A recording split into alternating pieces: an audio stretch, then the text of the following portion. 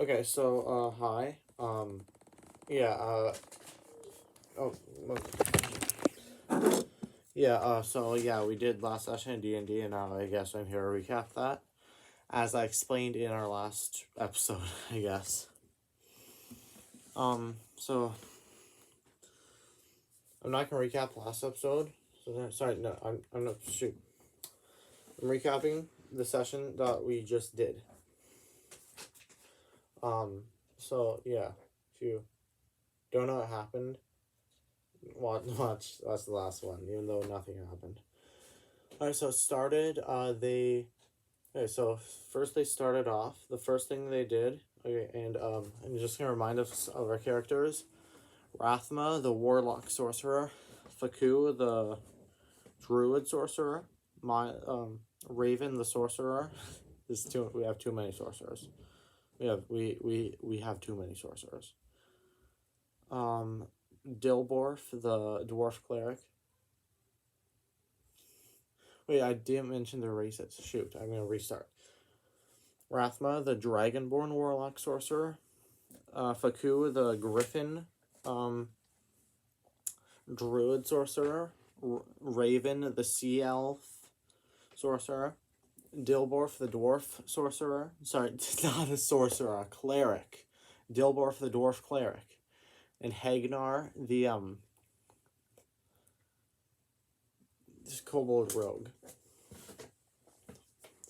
So, they started off in that treehouse that they ended off in last session with the harpies, you know. Watch that one if you haven't already. And,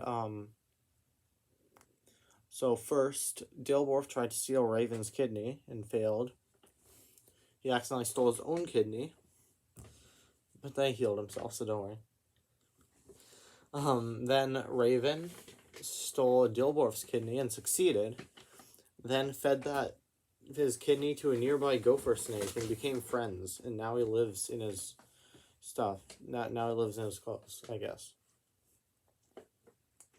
So then they heard then Faku and Raven flew a little far out of the treehouse because they saw something, so they flew at it. Raven can fly because he has a thing. Where's the stat sheet? I don't know. He's a storm sorcerer, so he can use a bonus action to fly 10 feet. So he flew 10 feet out of the treehouse, which is just a larger version of the treehouse from Gorilla Tag. And then they fought three dragonelles. What happened? I don't exactly remember what happened. At one point, Dilborf dealt, like, what was it, 43 damage in a single turn, I think. He rolled a 20 on Guiding Bolt, and he also casted something else. I can't remember what it was. And for some reason, they're very they were wondering if any of them were female and which one of those, and like, so I said one of them was a female, and then so Raven charmed that one.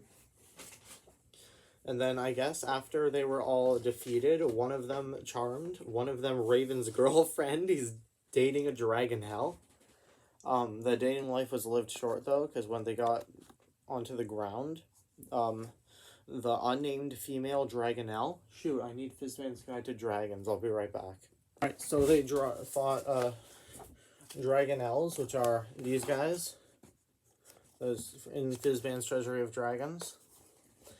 That's what they fought. That's what Miles is. That's what Raven's girlfriend is, I guess, or was. Yes, I did was. So then when they got onto the ground, Raven's girlfriend, the dragonelle that he charmed, who would probably break up with him anyway after the charm wore off, was then eaten by a dragon blood ooze. Except I never got to identify it all for them. All I said was it some sort of red ooze, I think? Which Raven then put his gopher snake inside. So now the gopher snake controls the dragon blood ooze, because the ooze knows that if it even does so little as damage, that gopher snake, even the slightest bit, it will die. Oh, terrible and painful death. So now they have a dragon blood ooze on their side, which is a challenge rating 5 large ooze, who I think I'm actually maybe gonna kill next session. Party members, I didn't say anything right now. If any of you are watching this, probably aren't. But and then what happened? And then he went back into the cornfield.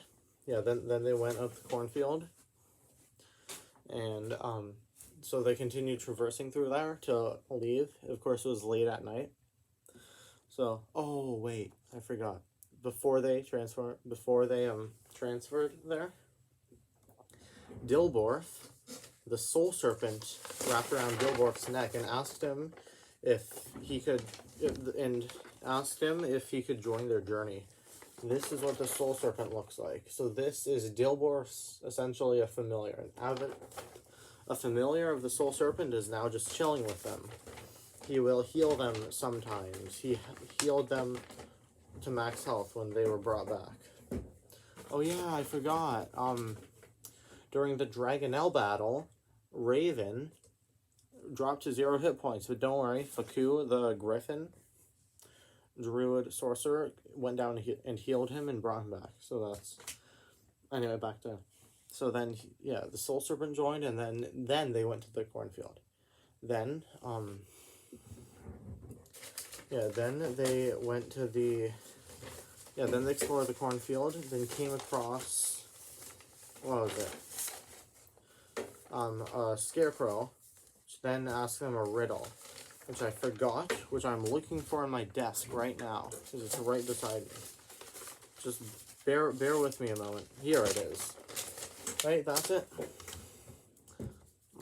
This is the riddle they had to answer. What is it that everyone has, can easily be broken, never returned, and has no use? That was the riddle, answer being sanity. The scarecrow asked them that. Of course, he didn't look like, because it was night, his face didn't look like, where is it? Is that it? Yeah, this is it. Because it was night, his face was his mouth was torn into a creepy smile, and his eyes were just holes, glowing holes. So he did not look like that. Yeah, so thankfully, they got it right. Somehow. At first they guessed confidence, I think, right? So then he let them stay the night. He put them into this, let them stay the night in this underground tent thingy. Yeah, so like a tent but underground. It's just cool. I don't remember what they did. I only remember what Faku did, and I'm not gonna mention that. Then, yeah, in the morning they left, and yeah, okay, so in the morning they left, and they went back to the farmer. Oh, no, wait, no, I forgot. Before they went to the scarecrow, right after the Dragonelle died, and they fought the Dragon Blood Ooze. I totally forgot to mention this. Sorry, I keep forgetting things. Emerald Dragon noticed that Miles was sad. This Emerald Dragon, gave them... She, did not tell them her full name, so she just, told them to call her Mark, an Emerald Dragon. Just a minute, let me look up Emerald Dragon here in Treasure. Come on, just a minute.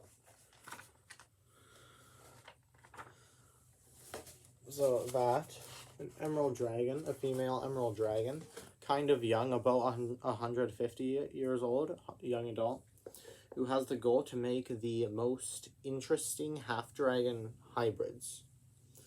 So, then you might probably see where this is going. Then Raven accepted and they had, I'm just gonna say, soon, I'm just gonna say in a few weeks, they're gonna be having, a half sea elf child. Half emerald dragon, half sea elf.